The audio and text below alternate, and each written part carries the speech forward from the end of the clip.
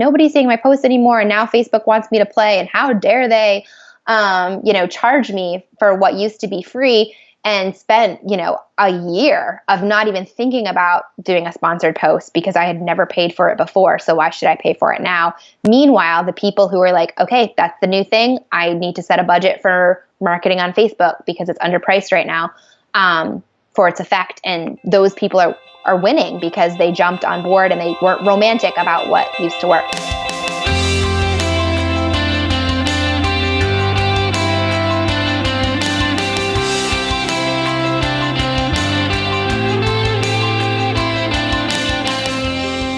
Hi, everyone. You're listening to the Bearded Tog Podcast with Adam Mason. Thank you so much for listening. The goal of the Bearded Tog Podcast, of course, is dive into what it takes to run a successful business and achieve our business and life goals. Today, we're talking with Tiffany Farley. Tiffany is a maternity and motherhood photographer out of Connecticut, but she's shot all over the world. She's absolutely amazing and incredible. And today, we're going to talk to her about niching down, the point and the purpose of niching down. Like many photographers, shot all kinds of stuff, and she's an amazing photographer. But recently, over the past 2 years, and maybe longer, maybe for her, has really dialed in her niche, and she's successful at it, and she's doing amazing, and she's living the life that she wants. And let's talk to her about it. So without any further ado, here's Tiffany Farley. Hey, Tiffany, how's it going? Hey, great. How are you? I'm doing well. Just it's a crazy week here in DC. It's the week of the inauguration right now. So lucky you. Yeah. So it's a lot of fun. I mean, I live in a basement, so I'm pretty protected from anything happening. And just, I don't know. I've had 3 weddings so far in January, which is very rare for us folks in the Northeast. And so, yeah. But I wanted to talk to you today about kind of like your niche and how well you have really defined yourself in your work and kind of becoming successful in an area of photography that a lot of us just don't think of as successful, or as that we could be successful at it. And so I think you'd be a big encouragement to those who are maybe looking to do what you do, which I'll let you talk about in a minute. And just get some of your insight on where you've been and where you're going. So tell me a little bit more about what you do, fill in the gaps from what I said. Let me know what's going on. Yeah, for sure. So my name is Tiffany Farley, and I am a photographer of motherhood and family. I currently live on the coast of Maine, which I love, right north of Portland, which is a huge foodie city. So I'm completely in love with it. I grew up in Maine, but I started my photography business when I was a live-in nanny in New Haven, Connecticut. And I did both for quite a long time, balancing both. So I feel like it kind of gave me a window into what a lot of parents who are business owners feel, trying to balance the home life and running the business. And it got to a point where I didn't really feel like I was being as good of a nanny as I wanted to be, because my focus was really on my business and wanting to see it grow. So 2.5 years ago, I made the decision to move to the Portland, Maine area. It's kind of in between. My family all lives up north on the coast of Maine. And so I'm a few hours away from them, but I'm also a few hours away from a lot of my clients who are still in Connecticut. It's been a big transition of moving to a new city and going full time and trying to build more of a local client base, but also learning how to make travel work and traveling to the families that value what I do. That's my main job. And then I'm also the founder of the Fount Collective, which is a submission blog and printed publication for motherhood photography. We host workshops, and we have online features a few times a week. Motherhood photography is kind of become what is my signature. It's my what I photograph that sets my heart on fire. And it wasn't always that way. I used to be the photographer of what felt like everything. So it's really given me an appreciation for chasing after something that maybe didn't exist or you didn't think possible. I'm really, really passionate about it. So I'm excited to chat today. I love that. That is awesome. Tell me a little bit more about, how did you get into motherhood photography specifically, or, because are you a mom? No, I'm not a mom yet. Yeah. So tell me more just about maybe the love of the family. Maybe it had to do something with like being a live-in nanny. Tell me more about what got you, why does it set your heart on fire? Yeah, so I guess my journey into specializing. So like I said, I used to photograph. I mean, in the beginning, I feel like you're so excited to photograph anybody who's willing to be in front of your camera that every session is exciting. I did family photography, birthday parties, baptisms, church events. I did a few weddings. I was kind of all over the place, high school seniors. And I don't regret doing that because that was such a good learning experience on what I do like, what I don't like, what are my strengths, what am I good at under pressure, what am I not so good at under pressure. And so it was a really good learning experience of even just, I feel like to be a good photographer, you have to get out there and actually photograph. So it was a really good learning experience and really kind of built, I'm really grateful for that start. But I came to a place where after about a year of doing that, I felt burnt out. I felt exhausted. I felt like I had no brand that everyone else seemed to have. I just kind of felt like I was doing photography and it wasn't really a business. It was kind of a business, but it was really just kind of paying for itself. And I was working really hard and not really making any momentum. And so I kind of really jumped into the idea of branding and anything that I could find on the topic. Anything I find online, any blog posts. I would say the biggest turning point for me when I first started was investing in a mentoring session with photographers I really admired. I mentored with Justin and Mary Morantz, who are known for their amazing, incredible wedding photography. But they photographed in a style, even though I knew I didn't want to do weddings, they photographed in a really classic, timeless style that I was really drawn to. And I just really trusted them as professionals. And so that was a turning point for me on just, even though mentoring, I feel like can be so nerve-wracking in the beginning because you feel embarrassed about so many things because there's so many things you'd like to have better in your business or a better looking website, or that your portfolio isn't as great as the people you're mentoring with, or whatever those, fears are. It was such a life-changing experience because getting those outside eyes on the insides of my business. And they were really able to point out, these are your strengths. These are your weaknesses. This is where I think you could do better. This is what you're saying, but this is what I'm hearing. And that really was the turning point for me on, calling my business after my own name and being more confident in my own vision. And so that was the first turning point. And then really just in the industry itself, kind of this buzzword of specialism was kind of happening. And I was really drawn to the idea of this whole specializing and being able to charge more for a field that you're more of an expert in. And for the exhausted, burnt out me, it was more appealing in the fact that I just felt like I didn't have direction. And so I really just kind of spent time going through my portfolio and really asking myself, if I could only photograph one thing, what would it be? Like, what is standing out to me that I've done so far that I couldn't live without? Like, it wouldn't be worth continuing to be a photographer if I couldn't do this.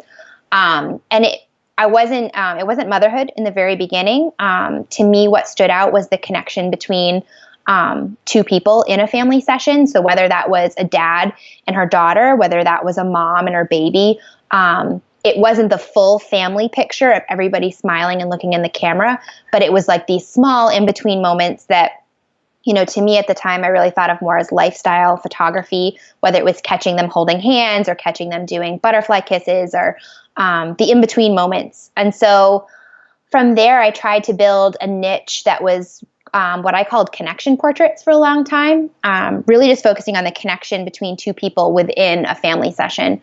I did a lot of sessions of mothers and daughters, sisters, best friends, and really just kind of let myself be in that for a while. And I had this one amazing newborn session that was for a good friend of mine, and she had tried to get pregnant for a good number of years, and it was a long journey for her. And when she had her baby, it was so special and so meaningful. And doing that session to me, it was kind of the game changer. I noticed that like my emotions were different during that session. The way I was shooting was different during that session. And I think really for the first time, I felt more like an artist and less like a generic photographer. And not to say that, photographers are not artists. It was just the first time that I felt like one. And I felt like as I was creating it, I just felt that I was creating something more than a photograph. I was photographing something so meaningful. And so that's when I kind of realized that this whole, that season of trying to build a niche based on this, this name of Connection Portraits, this structure that I had created, so to speak, really, it was motherhood it was kind of like I found it like within that. And so then I chased it full force, and it wasn't easy at first because I had never really heard of anybody even calling it motherhood photography, even trying to explain to people that I was a newborn photographer, but the mother has to be in the photos, was kind of a new thing a few years ago. So I guess that's just kind of my backstory on how I specialized and how I kind of went from photographing everything to really finding what it is that really means something to me. I love that. That's the biggest thing that I see in your work, other than just your mastery. Like, there are lots of photographers that shoot certain things, and I'll look at it and I'll be like, this photographer makes me want to try, shooting that, or I love the story behind it. And you're definitely one of those people. And also too is like, it's just kind of the, jack of all trades, master of none, but also too, so you're a foodie, right? You're into food and grub. Definitely. And so like for me, I love, everybody I assume loves pizza, but my family's from New York and Chicago. And so, pizza is like a very big deal. And so when we go to Chicago, like we either get Giordano's or Lou Malnati's. I'm a Giordano's fan. And so Giordano's is good because it's like they have chosen to specialize in this kind of pizza. And yeah, you're not going to get something thin or something garlicky or something like, artificial tasting or cheap or quick. Like it takes 45 minutes for the pizza to cook. And the process is different and it's a little bit more expensive, but the experience, and I like what you said too, is just like how you felt creating this product for your clients was like an additional reason for you to feel like this is what you wanted to do. And I think there's so many things in our lives that we do enjoy the feeling of it, the feeling of certain food, going to the beach and having our toes in the sand or whatever people enjoy. And, photography, I love when people can kind of take it like outside of just the service, if you will, Yeah, for sure. It makes it more, I don't know. I feel like if it didn't mean something to me, then I could be doing any job, because being an entrepreneur, owning your own business is not easy. I feel like you have to love it to survive it. And so when it means something to me, when I get to see the reactions of these mothers that I work with, or get the feedback from other photographers that are growing their business and they decided to specialize in a niche that meant something to them because they saw me do it and that inspired them, and almost they felt like they had permission to do it for themselves. Like that makes it all so worth it. So yeah, it was a really, definitely the game changer, I think, overall, with specializing. And I really like to just relieve that pressure of not having to be everything to everyone. That was really, a weight to carry, to try to please all these different types of clients and people who had different expectations. And now I can filter all of my marketing. I can filter my website, my social media, all of my efforts to reach one type of mother who is my ideal client. And if people don't fit within that, if that repels people away, then it's doing its job just as much as it is when it's attracting people to me. And I love that. Yeah, definitely. I think people undervalue the deflection aspect of social media and our website and how we, position ourselves in the marketplace, juxtaposed to, how we attract people. We just say, hey, here is my content. Go look at it. It's great. Support me. But have you ever read the book Tribes by Seth Godin? I have. Yeah, that's a good one. Yeah. So it's like very much, rather than just having people, who appreciate your work, it's like you can have people who really are invested in your work and love you and support you. And I remember the first time, like last year, when a wedding client of mine, we were in the shoot and they were like, Adam, how's Sarah? And Sarah's my fiance and we're going to get married soon. And the client asked me how my fiance was. And I was like, she's good. It's good. And it was just so random. But we talked about like this client had taken an investment in my life in the same way that I took in theirs. And I mean, we both know for sure that I shot that session, not like, I don't know if I'd say tangibly better, but I felt like I was shooting it better because I was like, man, like these are my friends now. These are people that we connect with and we have the same vision and goals, and they care about me and they value my work and I value them and their story. And I think you're just going to end up with, either a better and or like a more like personalized product, especially during these times. These are like once in a lifetime moments. Like a mom is only going to have that child once, and a couple is only going to get married in theory once or be at this place once. And those are valuable times. And I think like if we can provide the best service with like the kind of niching down and like, hey, we having somebody that knows your story and your taste and your personality working for you is going to be all the much better. So I love that. Yeah, for sure. That's awesome. Totally agree. How has specializing kind of, impacted your business or even like your way of life? Did you take like a financial hit in the transition or did you plan for it? Tell me a little bit more about that process. So I was really grateful to be in a situation where photography at the time of making that decision was not my full-time income. So I was a full-time live-in nanny for 4.5 years. And so I started doing photography as a business probably, I would say, a year into that. And so nannying was my full-time income, and I just did as much business hustle as I could in the evenings and on the weekends. And so when I made the decision to specialize and start saying no to things that didn't fit my new vision, it was only affecting how fast I could grow my business as far as the money. Basically, at that time, during that season, the income that I was making in my business was going right back into my business, which is why I'm huge on telling people that, like, if you're working another job and you're not full-time yet, that is not a bad thing, and it's not easy. It definitely takes a lot of your free time, but it was such a good place to be because I had the freedom of saying no to things. So I think that if I was full-time and had to make that decision, that could have looked a lot different. But for me, I was just in a really good place where it was kind of a now or never kind of feeling, where I was like, I'm in a position where I can try this because nannying is paying for my bills right now. So I have the freedom of starting to say no to things and not feeling like I have to say yes to everything, and taking time to do portfolio building shoots that show what I want to book and start attracting those clients. And that kind of set me up for success, so that by the time I did go full time, I not only had a full portfolio and client base around motherhood and what I wanted to book more of. So that kind of gave me the opportunity to really take that season and build. So that was definitely the key, I think, was the fact that it wasn't my full-time income.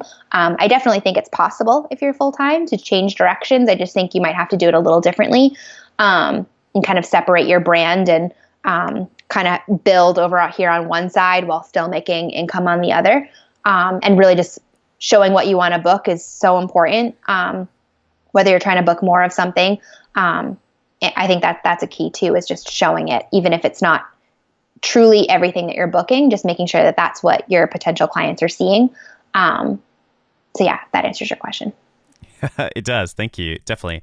What about, one, I love overlapping, which is what we like Sean West calls people that are doing their full-time job and then also doing what they're passionate about, and doing that, strategically for, a long enough time to kind of build that runway and to, make things sustainable early on.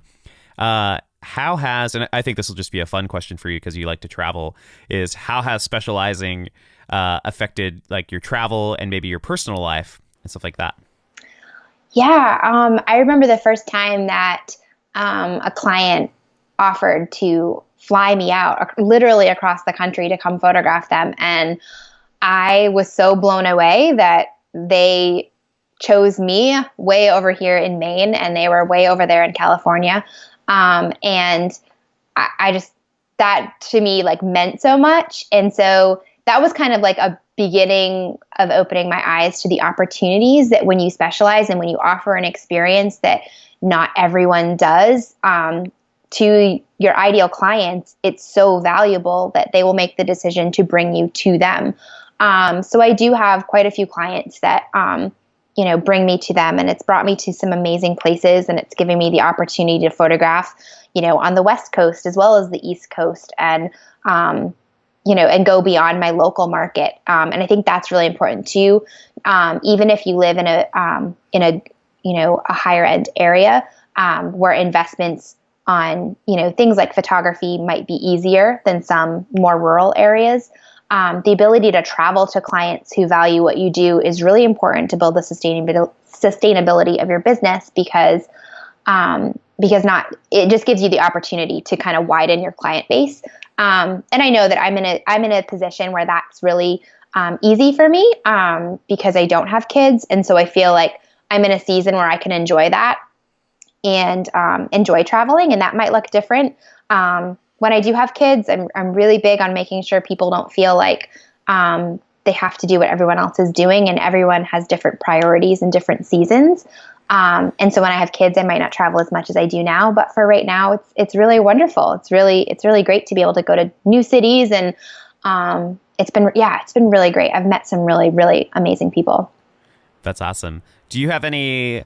I feel like you're good at this, but you can correct me if I'm wrong. Do you have any strategies when I feel like you're one of those photographers that can go into a new city for one client and then put something up on Instagram and be like, hey, moms, or hey, families, I'm around and would love to shoot and meet with more of you. Let's book some shoots. Like, tell me a little bit more about that strategy. Does that work for you? And then, maybe like, how does that?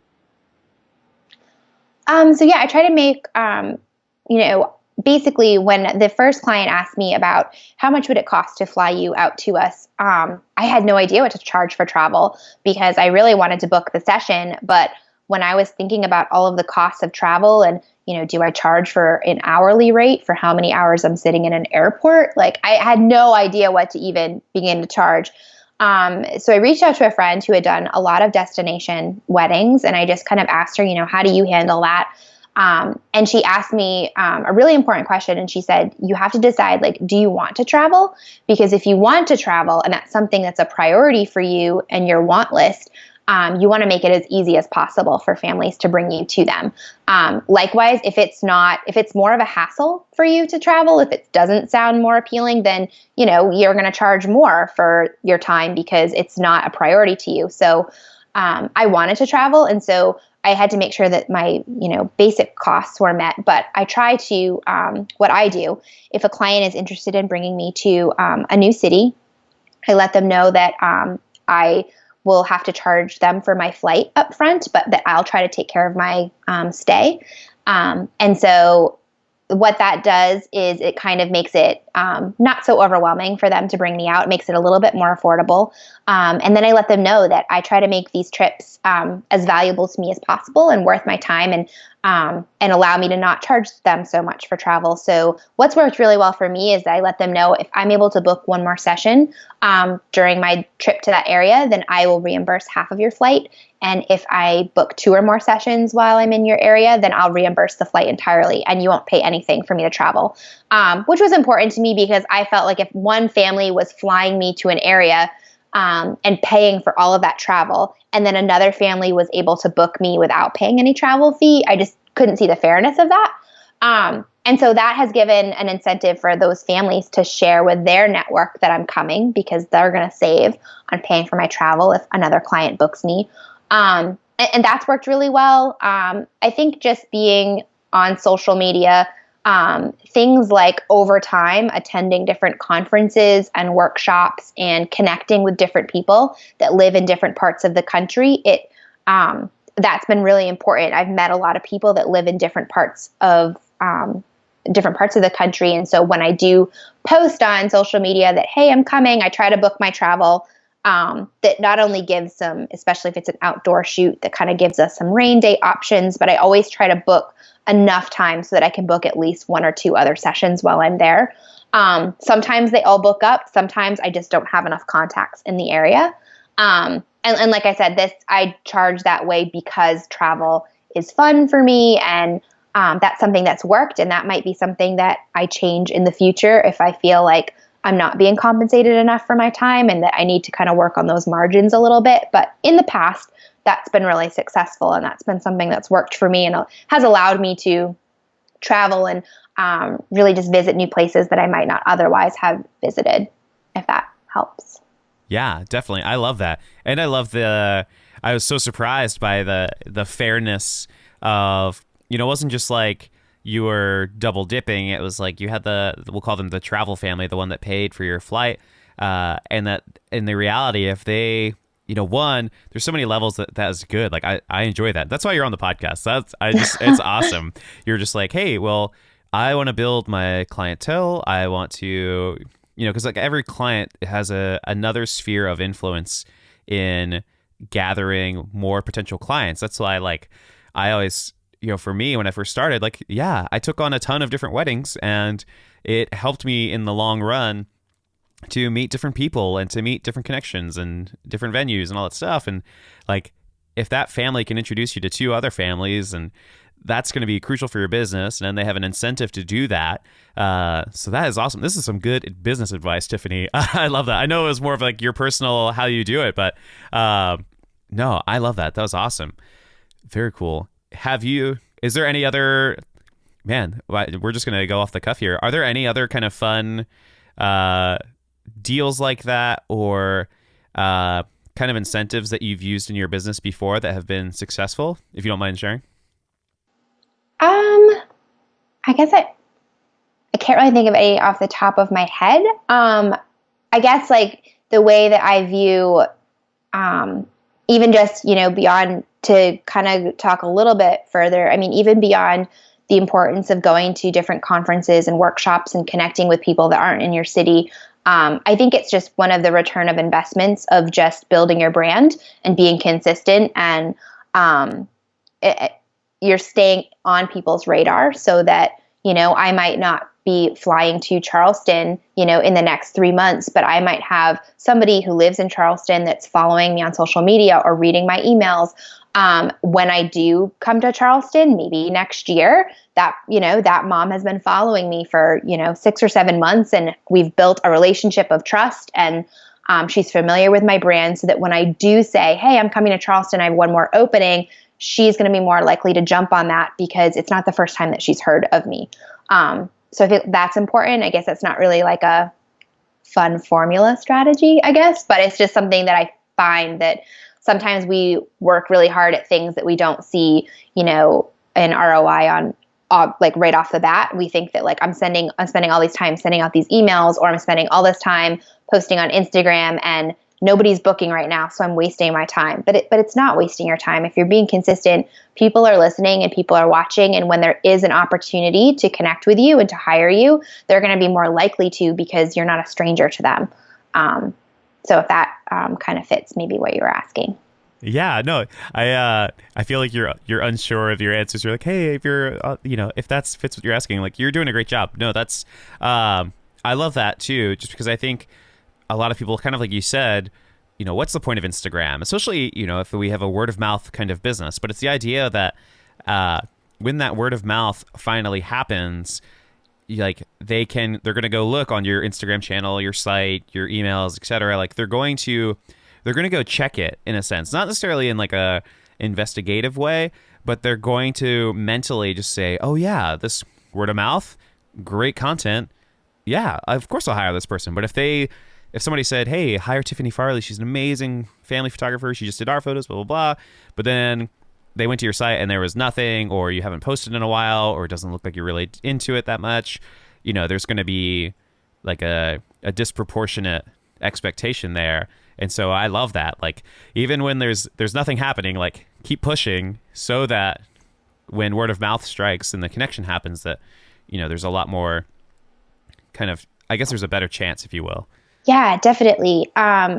something that really, like an exercise that really helped me when I first started, especially when you're in that season of just building and hustling and working.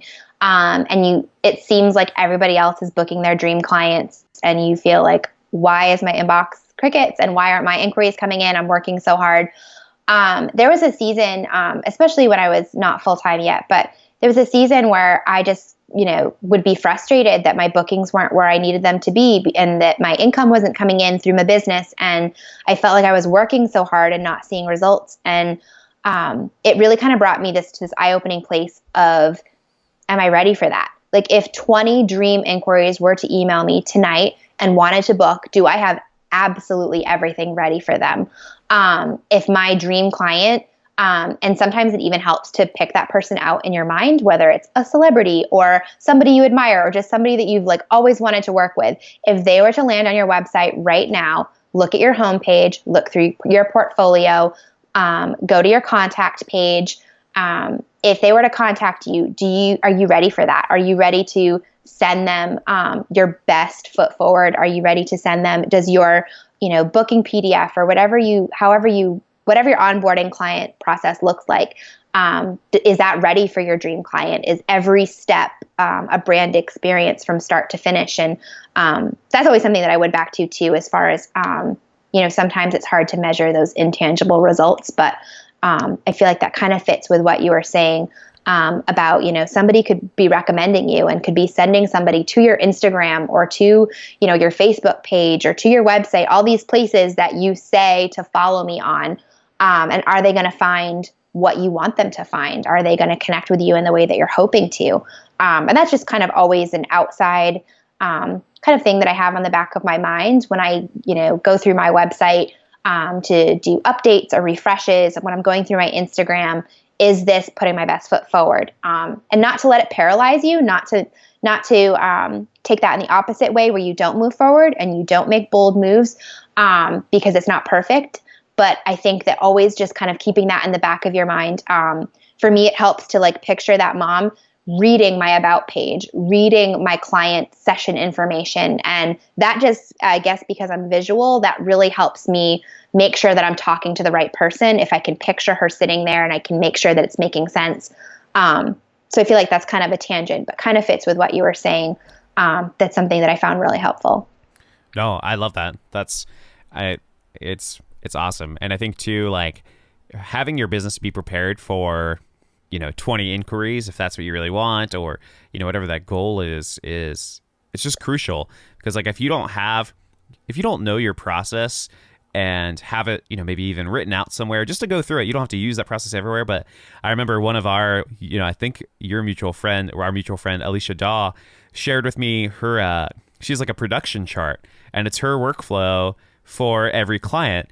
And, it's something like 21 steps, everything from like initial email to sending gifts to, checking in to booking stuff to when things are paid. And it was just such a great piece of information for me. And it's like, you do have your process good to go, especially. So I love that. We talked about kind of having your front end ready, but also too, having the back end ready, for if things happen or things, somehow went really well. So yeah, for sure. I love that. What are some of the things that have kind of helped your business thrive, do you think, maybe in a few of the past years? I know you've started an email list. You've started the Fount Collective. So tell me a little bit more. Have those guys helped your business? What are some other things that have maybe helped it thrive recently? I would say probably overall, the things that have made my business thrive and grow has been consistent in the kind of work that I'm putting out there, being consistent with my brand voice. Those things have definitely grown since the beginning, and they continue to grow every day. And that growth, I think, is obvious, but I think that I'm still being consistent. And I think that's important, that I want somebody to be able to see, even an unwatermarked, picture out there on the web and be able to say, hey, that's a Tiffany Farley photo. Like that to me tells me that I'm doing my job. And so I feel like consistency is really important, that clients, I worked with a family a few years ago, and I just remember that after the session, when I was telling her the next steps, she just kind of gave me this like assurance of, we're so excited because I've looked at your portfolio and I already know the kind of work that we're going to be receiving, and we're really excited about it. And so like that was such an eye-opening thing for me to realize that meeting expectations, that I'm being consistent, that people can envision themselves in my photos and the way that they're going to receive them. And so that's really cool. I would say the other things, using social media. I'm not the most tech savvy in the world, but I try to learn and try to stay updated and try to use what's out there. Instagram has been a huge referral source, both for connecting to other photographers and connecting to moms. I would say that definitely having an email list. I was not always great with email marketing in the past, but I feel like last year I really kind of sat down and made more of a vision statement for it and a purpose and I would say strategy, but I feel like that makes it sound like so markety, but it really was a strategy of a plan, really, of, okay, if I want to use email marketing, how do I want to use it? And so that was really an important turning point. I switched from MailChimp to ConvertKit, and that was such a good decision because now this year I'm walking into 2017 and I can send targeted emails so that my the photographers that follow me who are working on growing their business can have just branding and business information come to their inbox, and moms who are following me, who are thinking about maybe hiring me someday or who have worked with me in the past and want to stay connected, they can receive just motherhood and client related information. So that was really cool. And so I definitely see email as a way that I've been able to stay connected with my audience, connected with my tribe, so to speak. And so that's been really good. But I feel like in this next year, particularly, I'll be able to talk even more on the subject, because I really am walking into this year with a plan for it, because I really believe in the power that it has of creating really meaningful relationships with the people that are reading it. And so, I've started to see some of those results. And I think that, just as making email a place that's not just about hire me, buy this, look at what I'm doing, these are all the links to all the places you can find me, but more of just being transparent and being honest, and just more of writing conversations versus emails, if that makes sense. That's been a goal of mine this year, was to really move forward with that. So consistency, using social media, Instagram, Facebook. I have kind of dabbled in the sponsored posts. So I'm going to try to learn more about that this year. I think that one of my favorite people to follow, even though he swears so much, which is not my favorite, but Gary Vaynerchuk, he talks about looking at your marketing and making sure that you're not feeling romantic about anything that's no longer working. And kind of using the example of when Facebook changed their algorithms and our organic reach was no longer as powerful as it used to be. And he talks about how so many people, and even myself included, would complain and grumble that like nobody's seeing my posts anymore, and now Facebook wants me to play, and how dare they, charge me for what used to be free, and spent, a year of not even thinking about doing a sponsored post because I had never paid for it before. So why should I pay for it now?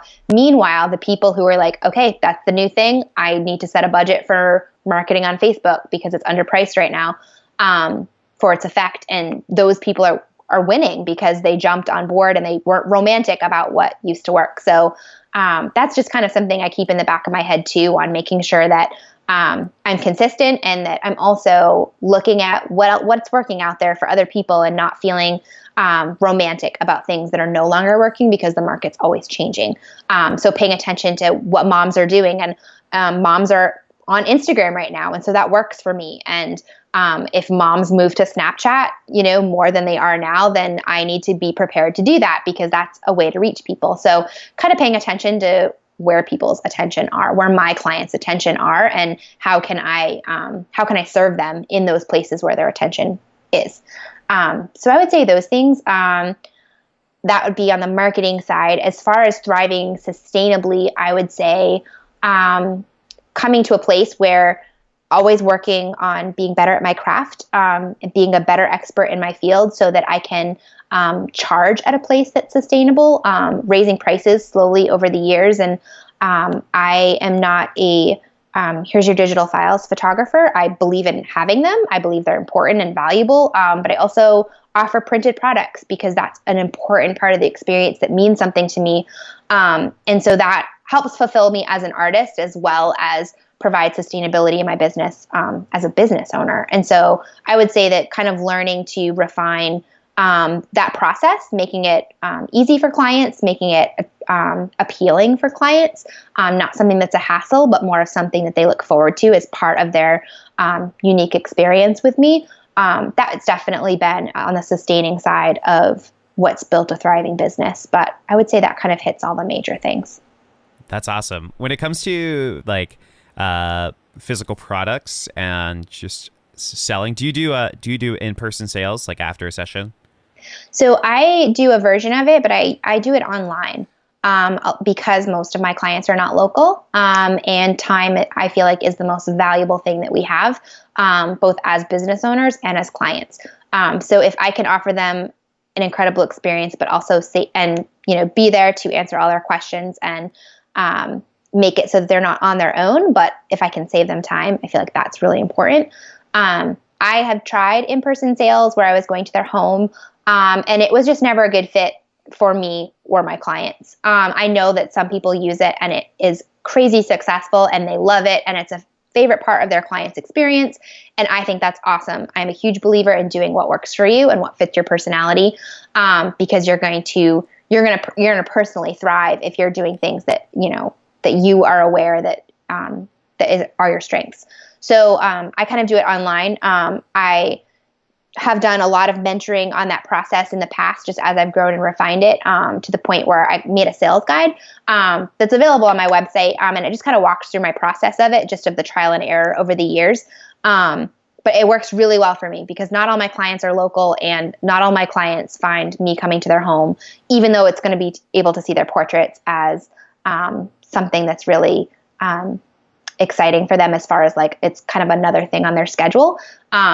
So yeah, it's just kind of a version that I've created just over what's important to me, what's important to my clients. And it's worked really well. I sell framed prints and albums and matted prints. And that to me is a meaningful part of the experience, both, I think for my clients and for me, that they're walking away with something that's going to last and that's printed. And so that's kind of how I do that. I love that. I also love, so like you get extra credit points today because you mentioned Gary Vaynerchuk, who I absolutely love. I have been following him since 2008. And you're totally right. The one line about, don't be romantic about how you do your business. And I just love that because it just goes through, I just recorded an episode on imposter syndrome that will come out before this. And I think that's one facet of that too, is that people are nervous, or something I struggled with early on in the beginning. And I know a lot of this is social media talk, but I was even nervous to like post my blog post to my personal Facebook page because I thought I was annoying to my friends.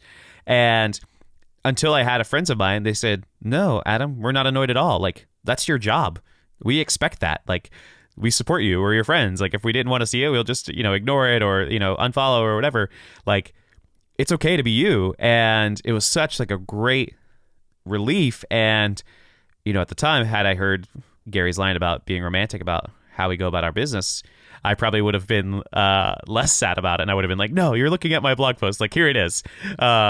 So no, I love that. And I think too, like being nimble and ready to change and kind of knowing where things are, is definitely like undervalued. So no, that's awesome. And you went into email, which was definitely my next question.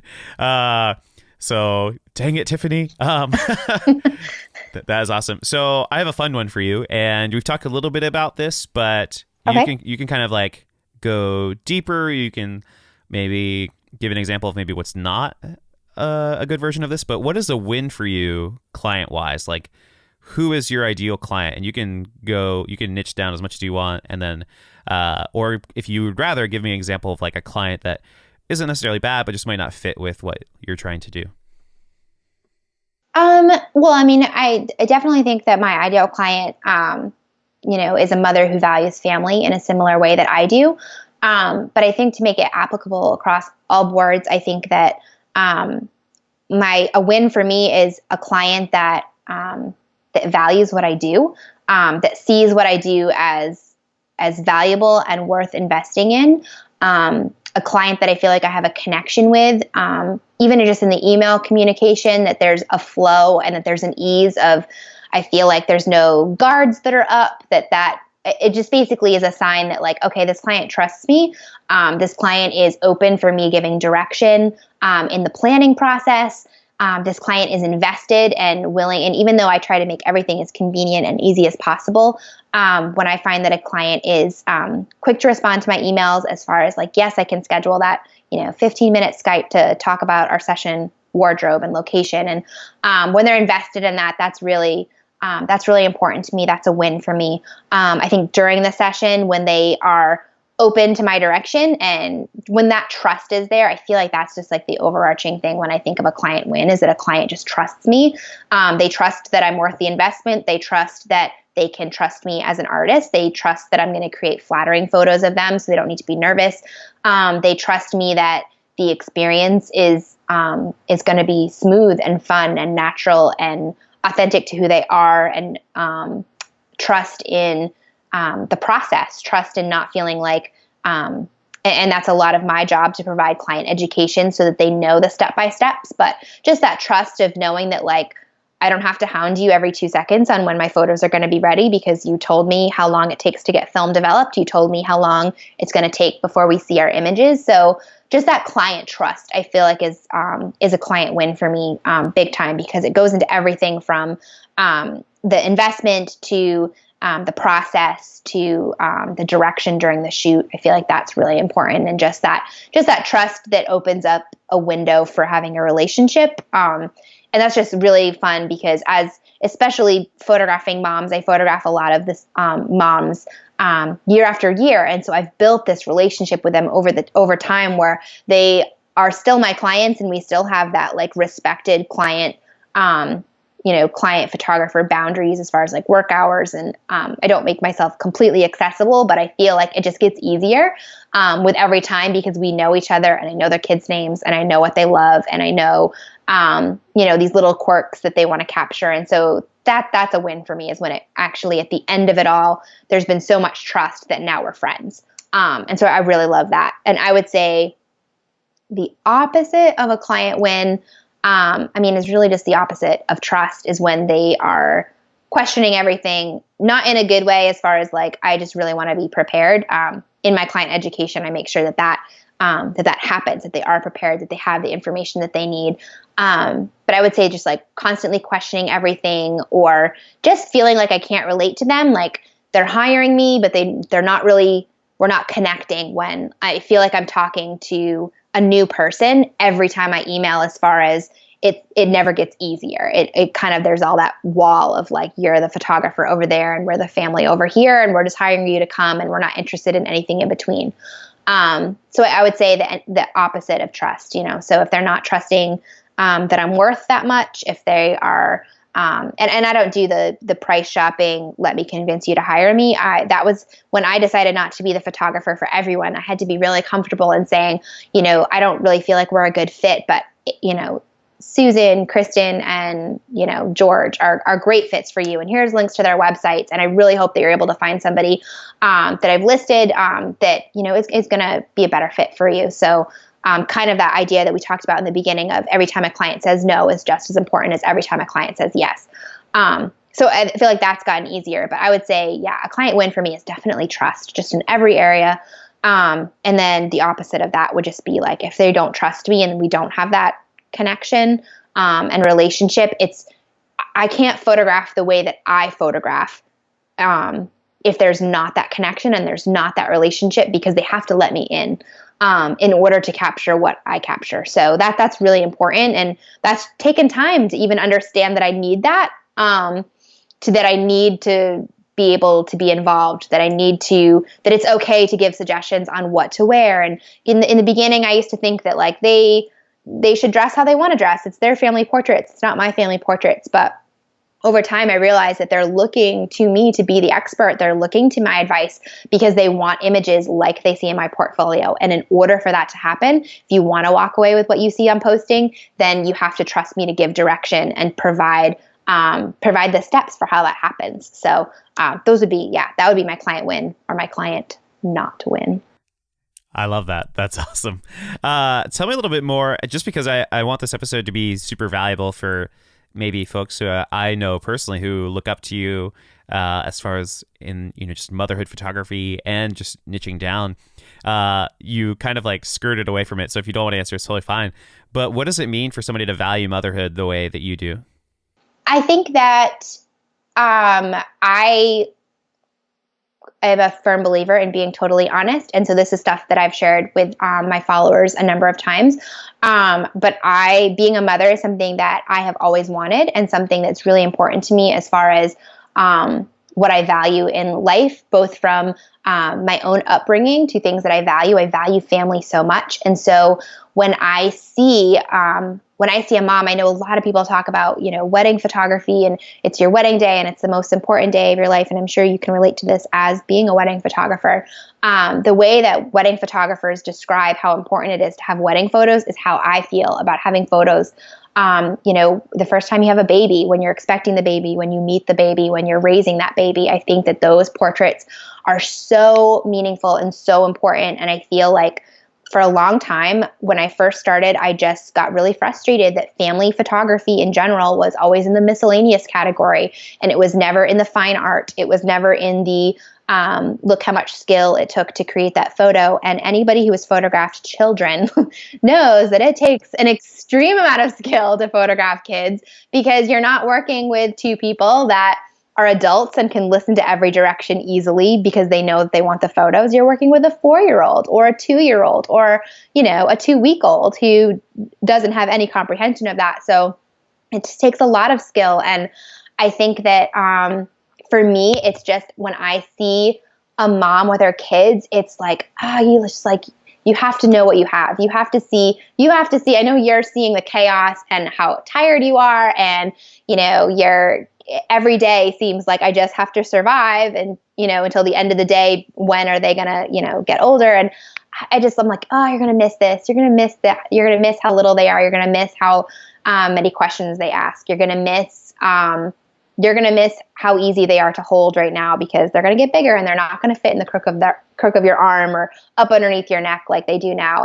And so for me, I think that it's more of just, I value what you have, and that's something that I want to have someday. And so I want to share that with them. I want them to see, I really see this as so incredible. And I know it's my favorite at the end of the session when the mom can look at the photos and say, I had no idea that how did you even get this? Like, were you in the same session as me because the kids were crazy or the baby was crying and needed to be fed every 2 seconds? And so that's always important to me and makes me know that, I did my job, is when they can look at the pictures and be like, I can't believe that's us. I can't believe that is our beautiful family. And these are going to be photos that hang on their walls for generations. And I always am, in the same way that I know a lot of photographers photograph weddings for the next generation, like your grandchildren are going to want to look at these photos and know where love started. I think that in the same way, that's kind of my vision at it, is I'm picturing, when that child is older. And this is a terrible, terrible example as far as it's not exact, but it's the best way I know how to describe it. And it will only apply if you've seen the movie. But there's this movie, The Family Stone. I don't know if you've ever seen it, but at the end of this, it's this amazing movie, and the mom, the matriarch of this family, she ends up getting, I think it's cancer, but she gets this life-threatening disease. And so for her last Christmas with her family, they all know she's probably not going to make it. Somebody finds this photo of her. It's this black and white pregnant picture of her, and they frame it in this classic frame, and they gift it to everybody in the family. And it was just so amazing that they chose a picture of motherhood, that's the picture. It wasn't a full family picture that she's in. It was her. And she was able to explain, this, I was carrying you in this picture, that this was you. And that was that. And, I can't market it because I don't want to, put this you might die, you need these pictures. That's not my goal. But it was just really an important, it connected so well in the fact that your children are going to want these photos. And I know you might not feel like you need them right now, but you're going to want them someday, whether you're celebrating, whether you're not celebrating. they're meaningful and they mean something. So I feel like I just kind of was all over the place with that answer, but it means so much. It's hard to put it into specific words, if that makes sense. No, I loved it. I was, getting teary-eyed. That's a beautiful story. And now I'm going to have to go find that movie. I'll even link it in the show notes. It's the best movie. It's so good. That'll be fun. I could see you having that be like part of your client regiment and be like, hey, before our session, make sure that you have your clothes laid out. Watch this movie. Please watch The Family Stone. Yeah. No, I love that. That's awesome. Awesome. Tiffany, this has been so incredible getting to know you a little bit better and learn more about your business. I am so proud of you, and it is so cool to see everything that's happening. Thank you so much for being on. I have one last question because I think it's just kind of fun, and you can share little personal ones if you want and business ones, but can you tell me, what are some of your goals for 2017? I would say for 2017, is just to really continue business-wise, sustainable growth, sustainable roots. Really, I think going full-time, it looks all sparkly and dreamy when you're thinking about it, and how amazing it's going to be when you're full-time because you have all this freedom and you can go to all the conferences and workshops and you can buy whatever you want because you're a full-time photographer or whatever that looks like. But it's hard work. It's really hard work to keep it sustainable, especially because I don't book weddings. It's a constant staying on top of my game and making sure that I'm, all those things that I mentioned that, have grown my business and, I've seen the results of it, consistency and social media and email marketing and, knowing your brand voice. I think that all of those things I have to work at all the time. So just having a little bit more of a plan this year, really taking some time this January to really sit down and plan out the year and have it not be so off the cuff and remember what the busy season is like and remember that taking the time to build those, workflow and organizational systems now are going to be lifesavers for the busy season when I don't have as much time in the office. So those are big business goals. I think personally, just more work-life balance, especially being somebody who's single without kids. I can be a workaholic, admittedly. So, I don't have somebody here that tells me, it's 8 p.m. Maybe you should have eaten dinner 2 hours ago instead of still be on your computer. So that's a big goal for me is kind of setting office hours for myself and not viewing that as a limitation, but viewing that as freedom and knowing that my time away from the office and doing things that, Laura Casey always says, that fire you up, are what fills my creative well so that I can be the best business owner and I can be the best artist because I've taken time to, go get inspired and to shoot for myself, is really important. So I would say those are the two overarching things. I'm also, which I recently shared with my email subscribers, so I feel like I should share it here. But I really want to start learning video more this year, which, as in just the preparation for this podcast and how nervous I get is a huge step for me because being an introvert, the thought of video is incredibly frightening, but I know that it's really effective and I know that it could be another open door for building meaningful relationships, both with photographers and with potential clients. So that's kind of on my goal list to be seen a little bit more in my brand. I keep my brand really art focused because I want you to hire me. I definitely see the value in putting your personality throughout your brand and giving clients something to connect to other than how good of a photographer you are. But I think that it's always been more important to me that my client hires me because they felt an emotional connection looking at my work than they did knowing what kind of Starbucks latte I order.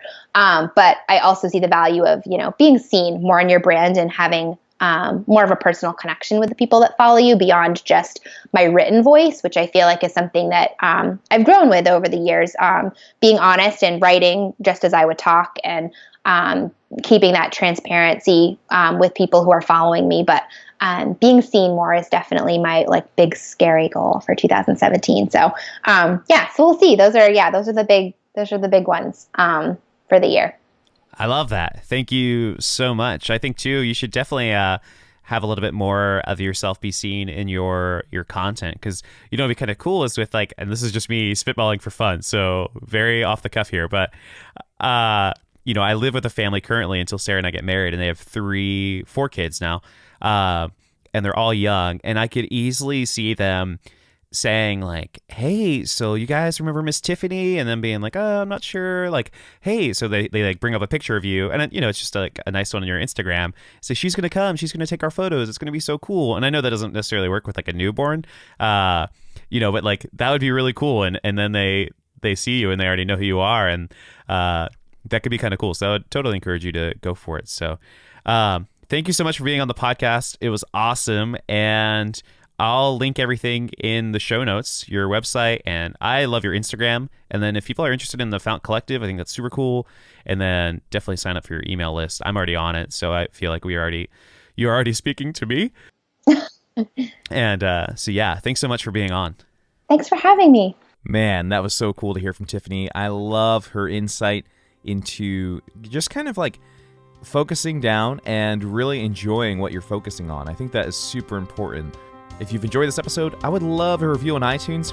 Still trying to get up to that crucial number of 100 just for fun. And thanks so much. Have a great day.